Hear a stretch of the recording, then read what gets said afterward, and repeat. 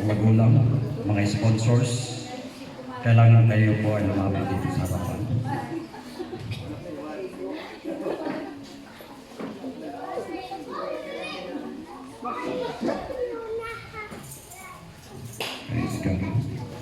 Eduardo Regis, tinatawagan ko po kung narinig po niyo yung mga pangalan bago po tayo magsalo-salo.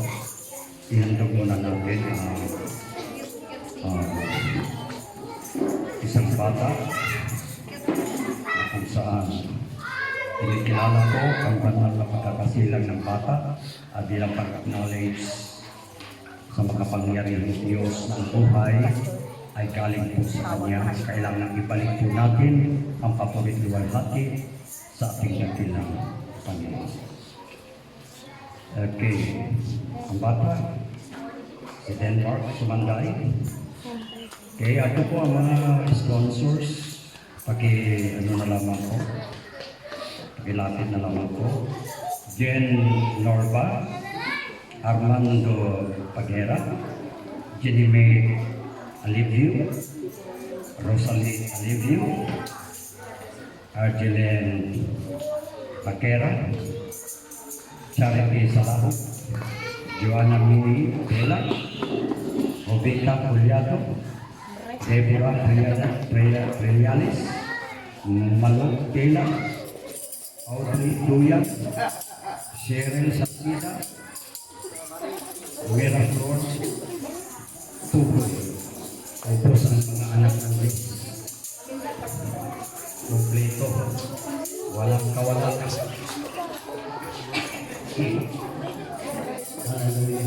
Wow. Napakapalad ang batang ito. Ang daming ninong. Oh, siguro naman, medyo malayo-layo pa ang December. Simulan nyo na mag-ipon kahit 25 centavos. Pagdating ng December, malaki na yung ipon para sa iyong inaanak. Well, at tuwang-tuwa din po ako dahil talagang sunod-sunod ang child dedication, talagang sa Diyos ang kapurihan, talagang pinagpala yung ating celebration kahapon. Thank you naman, natuwa ang aking puso dahil mag-asawa, kasama ka ng mga anak, ay nakarating sa simbahan. Kasi alam niyo, ang magulang, sila talaga ang magpakita ng halimbawa sa kanilang mga anak. Huwag mong sabihin, pagka medyo nakakalakad na, may isip na yung anak nyo, sige po na kayo humarap dito sa akin. Humarap na kayo. Okay na? Nakapicture. Harap na kayo. Harap na kayo. Kasi inirecall ko lang yung kahapon ng celebration. Merong dalawa tayong identificate, Kaya ulitin ko, ang mga magulang talaga ang magpakita ng halimbawa, mabuting halimbawa sa kanilang anak. Huwag niyong sabihin kapag nakakalakad na inyong anak o kaya may isip na, sabihin yung anak, magsimba ka, pumunta ka sa simbahan. Baka mamaya sagutin ka ng iyong anak, hindi nga kayo nagsisimba, ako pa. Nakakahiya. Nakakahiya. Salamat po sa ating Panginoon dahil pinanindigan ko ng mga asawa, pinanindigan ko na ang kanilang anak dinala sa simbahan kasi ng magulang. Amen. Kasi ang mga bata, inintulad ko yan sa isang puti na blackboard. Ano mang isulat na itala doon, ayan talaga ma-absorb niya ng mga bata. Kaya tayo mga magulang, mga ninong at ninang, may responsibilidad po tayo. Amen? Meron po tayong kampanya o tungkulin. Hindi lang kayo po ay tumayo dyan, basta magpa-picture taken, pagkatapos magpa-picture taken, wala na. Hindi po. Kayo po ay may pananagutan at mayroon po kayong tungkulin sa mga inaanak. May karapatan din po kayo na sawayin, turuan, kayong mga ninong at ninong, ipakita nyo ang magandang halimbawa.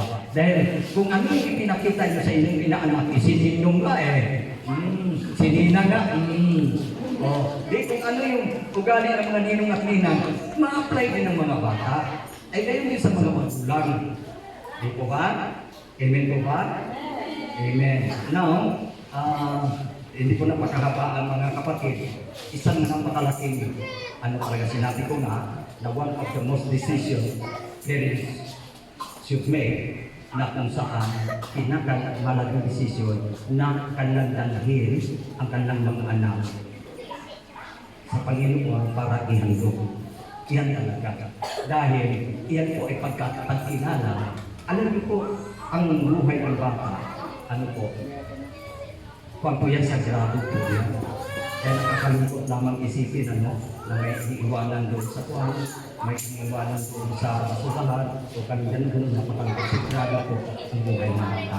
Kaya ang mga magulang, once na inihandog po na sa Panginoon, yan po ay nagpapatunay na napakalaking paggalang at pagrespeto na sa Diyos na nagbigay ng buhay sa ating lahat. Dahil pag hindi pinahandog ang iyong anak, wala kang pagrespeto sa Diyos na nagbigay ng buhay.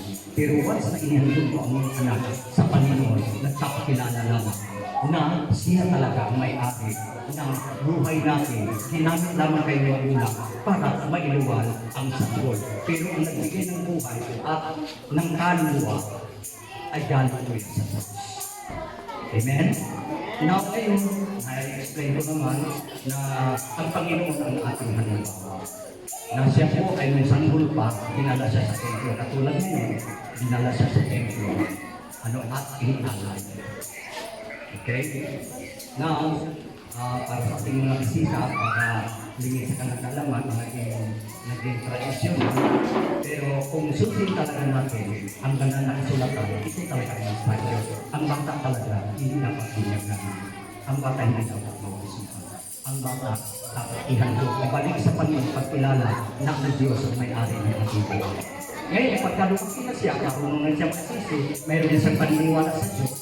Ayun ang tamang panahon na dapat i-work out niya ang kanyang sariling tagsasan na hindi na siya maililigtas ng magulang. Ay ngayon, okay pa. Dahil ang mga magulang matatakotin sa Diyos, okay na ang mga anak. Walang problema. Dahil ang sabi ng Panginoon, hayaan mo ka na lumapit sa akin ang mga bata dahil sa kanila na uukol ang kaharian ng Diyos. Pagbata pa. Pero pag malaki na, marunong nang gumawa ng masama, marunong magsinungaling, marunong namang away, marunong ng manalangin, marunong ng maniwala sa Panginoon. Ang sabi ng Biblia, every one of you, there is no exemption or exempted. Bawat isa sa atin. Bakit? Romans 3:23, for all have sinned and come short of the glory of God. Bakit? Bawat isa sa atin, kailangan talagang mabinyagan. Lahat kasi tayo kasalanan. Lahat tayo nagkasala. Kaya para mapatawad ang ating kasalanan, kailangan bautismuhan, binyagan ang tao, hindi ang sanggol. Ang sanggol, ihandog. Sino ang nagpakita ng halimbawa? Ang ating makapangyarihang Diyos. Okay? Yun ang totoo. Kaya ngayon, sa walang pagtatagal, ihandog po natin si Denmark Sumangday. Palagpakan natin ang Panginoon. Hallelujah. At ayon sa ating baga napapansin na ito si Denmark, sakitin, ano ba? Pagka ginagapuan, lahat naman tayo, prone naman talaga tayo. Pero napansin natin na nag-aalugong ito minsan kasi may dinarandang sa kasawan. Ngayon, napakalaga na ating ihandog sa Panginoon. Amen. Ihandog natin sa Panginoon na mula sa mga oras nito, ang batang niyan ay ingatan ng Panginoon. Tabunan ng Panginoon ang kanyang mahal na dugo para hindi siya kayang galawin ng anumang espiritu at kapangyarihan ng kadiliman. At higit sa lahat, igawad ng Panginoon. Dahil ito ay sagrado, yung ating ginagawa, kaya naman ang ating pananalangin sa batang ito ay napakalaga para makalaya mapagaling at mapabuti ang kanyang buhay. Everybody say praise the Lord. So, nasabi ko naman kanina sa inyo na kayo mga ninang at ninong hindi lamang para pagpapilin. Hindi lamang sa dala nyo ng regalo, wala na kayong obligasyon. Mayroon talaga alalahanan nyo yung anak-anak. Amen?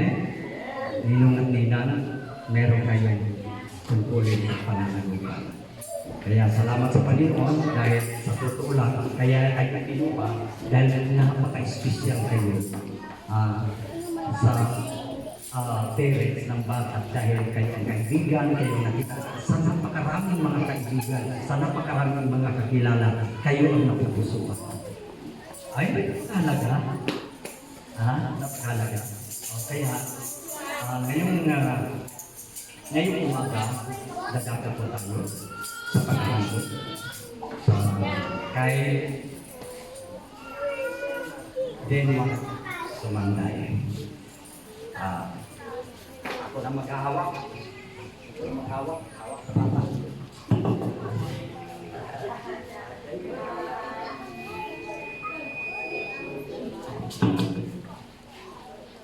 Sige. Habang tara, lahat po tayo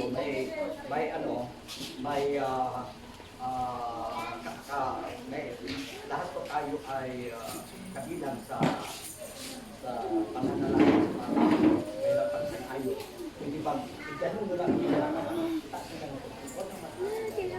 tanda ko na sinusuko natin ang ating mga sarili upang manaig sa kalutupan ng Panginoon at ang kagustuhan ng Panginoon ang masusunod maging ang ating mga pananalangin sa bata ito sa kanilang Panginoon pakiganawa ng ating makakasya.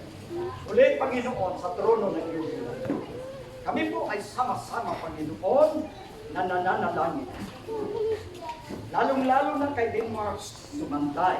Ngayon po ang nakatakdang araw na kung saan nagpasya ang mga magulang na ihandog ang bata ito. Nakita niyo po, Panginoon, ang kalagayan ng bata na dinadapuan ng karamdaman. Ngunit mula sa oras na ito, sampo ng aming sama-samang pananalangin, maging sa iyong abang lingkod, sa mga ninang at ninong, sa mga magulang, nagkaisa po kaming lahat, Panginoon, sa pananalangin. Iunat niyo po ang iyong mapagpalang kamay sa batang ito.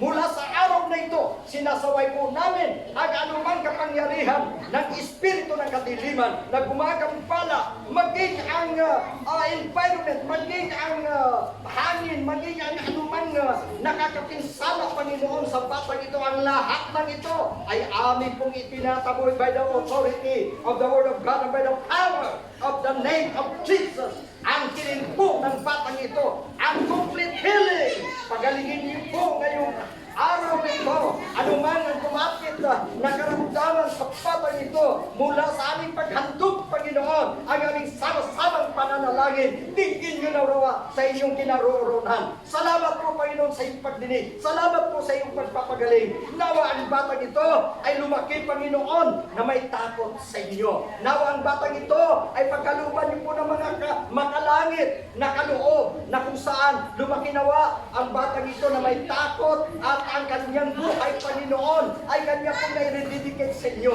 Ngayon bilang sanggol, gaya ng iyong halimbawa na ikaw ay inihandog, ay inihahandog din po namin pagkilala na ikaw, Panginoon, ang source ng buhay. Ikaw ang mag-ari ng buhay at amin pong kinikilala ang kabanalan ng pagsilang ng batang ito. At Panginoon, mula sa iyong kaharian, ikaw ang bendisyon sa batang ito. Panginoon, iunat niyo po ang iyong pagpalang kamay upang sa gayon ang batang ito mula sa araw na ito at hanggang sa mga huling sandali ng kanyang buhay, siya po ay iyong ingatan, siya po, Panginoon, ay iyong palakasin, siya po, Panginoon, ay iyong bigyan, Panginoon, ng magandang kinabukasan. Lord, nakasalalay sa batang ito, Panginoon, ang napakagandang kinabukasan dahil ikaw, Panginoon, ang siyang nag-direct ng buhay ng batang ito at ikaw, Panginoon, ang magpala. Hallelujah!